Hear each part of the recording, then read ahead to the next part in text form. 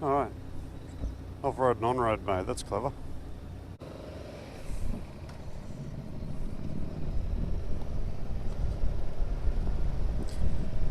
Alright. Hey everyone, how's it going? So today I'm test riding the Yamaha Tenere 700.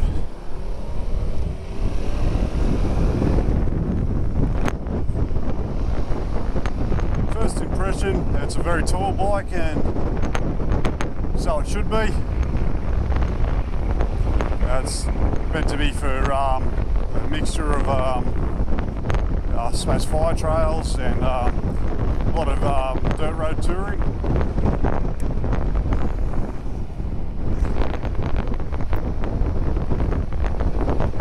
Quite an upright seating position.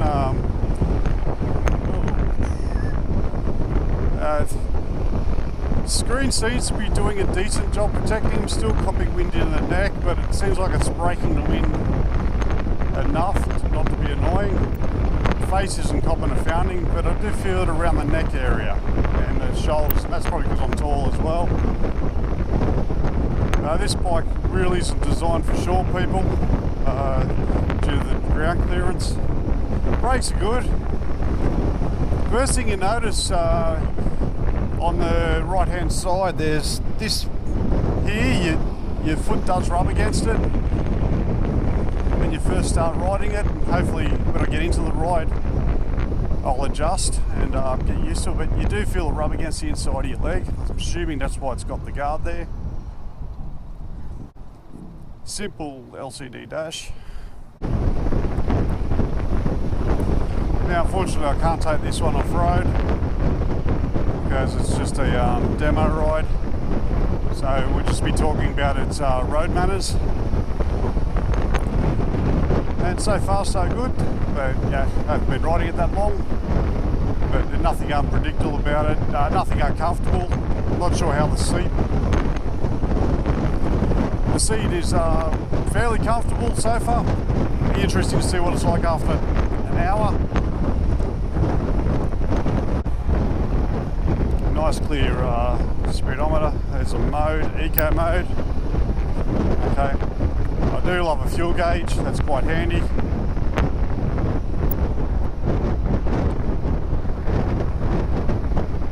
Such a simple switchable ABS, just that button there, hold it in and it'll shut the ABS off. Big off-road sign comes up.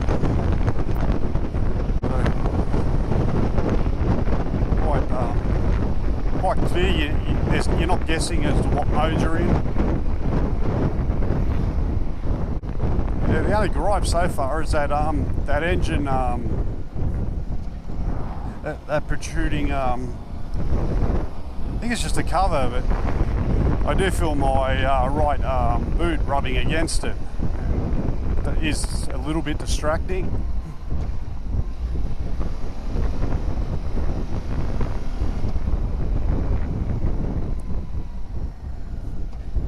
So I'm in fourth gear, you can roll on the throttle from 40 to 60 quite easily. Do it again, get the opportunity, and roll.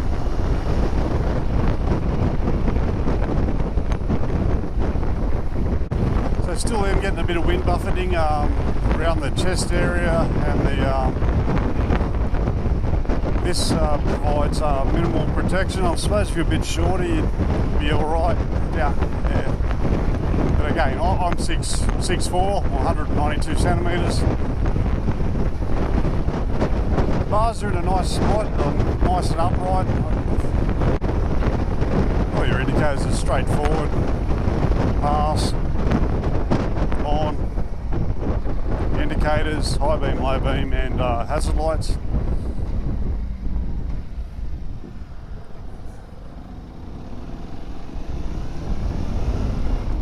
Tyres that come with, they're not the best for running around corners. It does feel a bit sloppy, but I'm sure once you get used to the bike it's not too bad. Just I'm not used to it at the moment, but I reckon you still have a bit of fun going through the bends on this one. I'd probably put different tyres on it, depending on your road, off-road bias.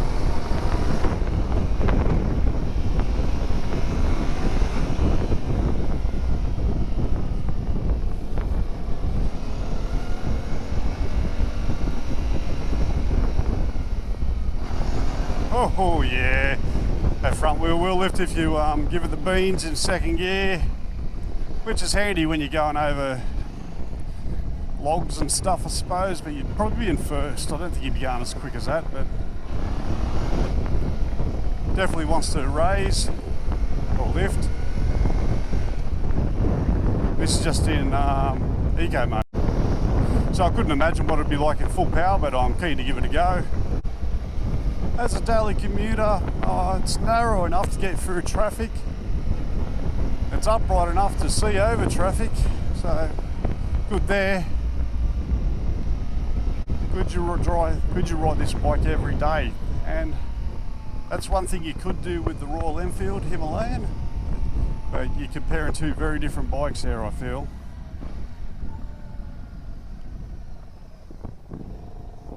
That ramp.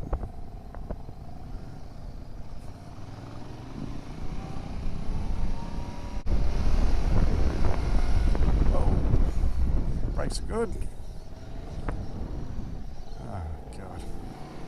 You stay there, eh?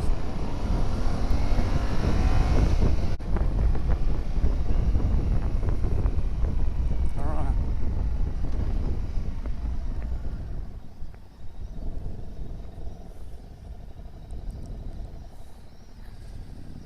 Well, if they'd freak out taking it off-road down there. Yeah, I don't think so. All right.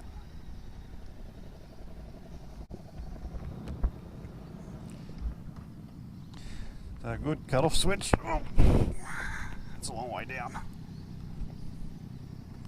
All right, turn this off for a sec. Love the power outlet, that's handy. So I'll do a quick walk around. Acrophobic exhaust, specific for the bike. This thing here is a pain. That's what I keep rubbing my leg on. Do like the underbody protection.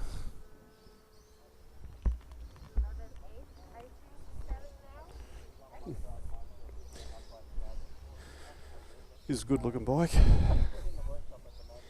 You got tie down points, very handy. Very handy. These are Pirelli tyres, yet not really comfy going around corners on them. Pirelli Scorpions, Rallies, STRs. But combination of off-road and road. So anyway.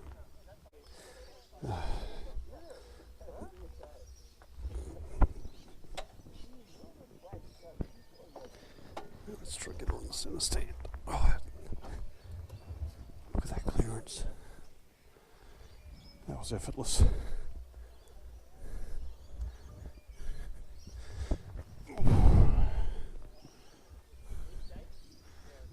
Alright. Take it off the center stand.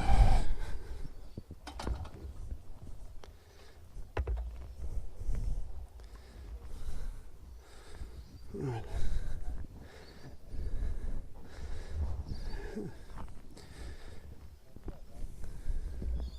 So Brembo brakes pulls it up beautifully, and at the rear, nice. Cable clutch is nice and light.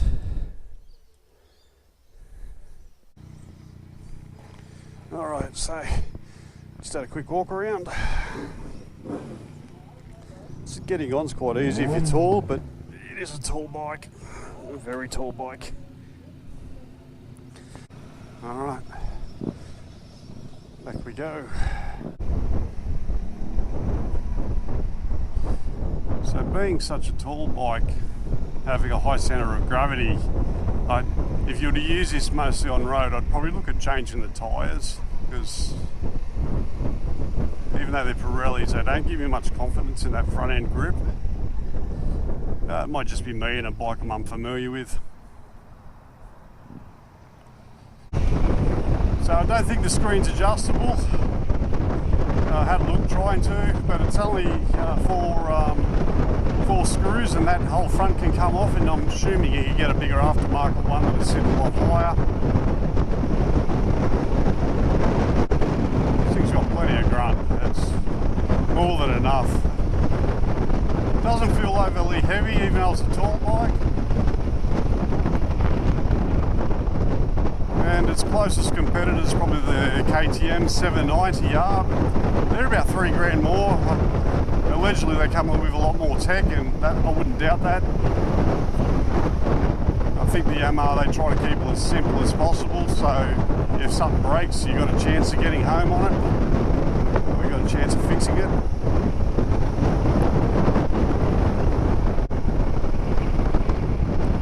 So who's this bike for? Well, if you're after a road bike, I'd probably aim for a road bike, but if you plan on doing a bit of touring across dirt roads, this would be ideal. And unfortunately, and even though I haven't ridden on the dirt roads in it yet, you get a feeling that it's more capable. So it's standing up on it as we're doing now. Still got a nice reach to the handlebars. Still feel like I'm in control. I do like the rubber inserts in the foot pegs. I bet that reduces a lot of any potential vibration.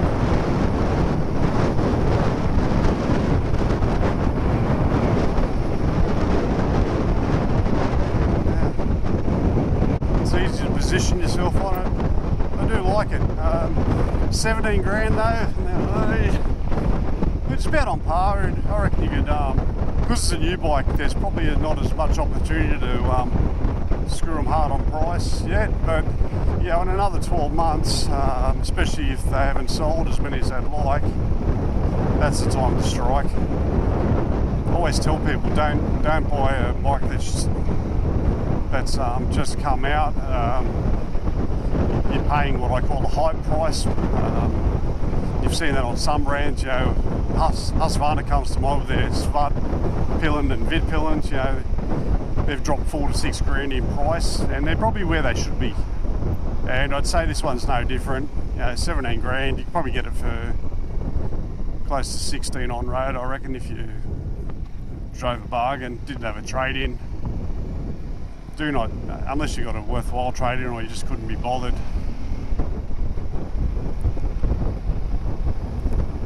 I'd have this as a second bike. You know, the bike I go away. I'd go away if I was. This is the bike I'd have it as a second bike. I'd use this to probably occasionally commute to work, and when you're going away on long trips, you know, through dirt roads, there's a lot of good tracks. You're going in bush, like not severe bush. I'm not talking about like your single trail or anything like that, but your big open, yeah, your fire trails and stuff like that. This would be ideal.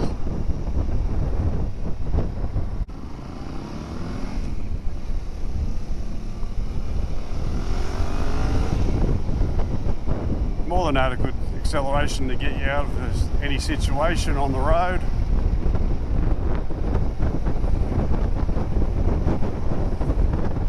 I do love these. I love a gear indicator. It takes the guesswork out, especially when they're. This isn't overly loud, even though it's got an Akrapovic exhaust on it. It's not intrusive at all. So yeah, I've got to keep checking my speed because there's nothing to indicate I'm going fast, noise-wise from the bike, and it's just nice to know what gear I'm in. I love how it's got, you know, it's got the capability of a second accessory port down there for like a USB or something. I'm assuming everyone would have those installed, you know, because you need one for your GPS, one for your phone, or one for your camera. Today's world, all the technology we have, we need to be charging something or another. And this bike will cater for that, which is quite good.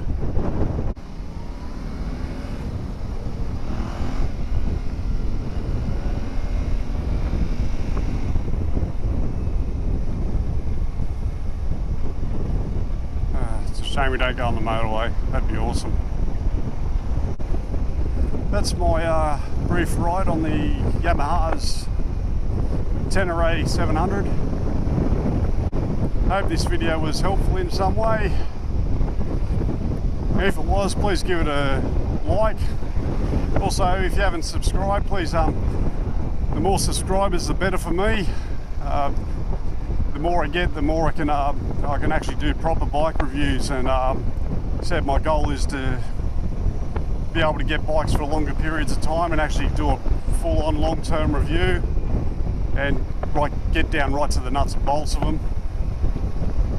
And hopefully we'll be able to do that in the not too distant future.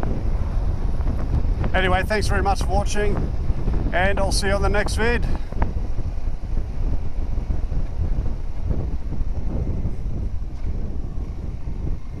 Alright, now the pushback test.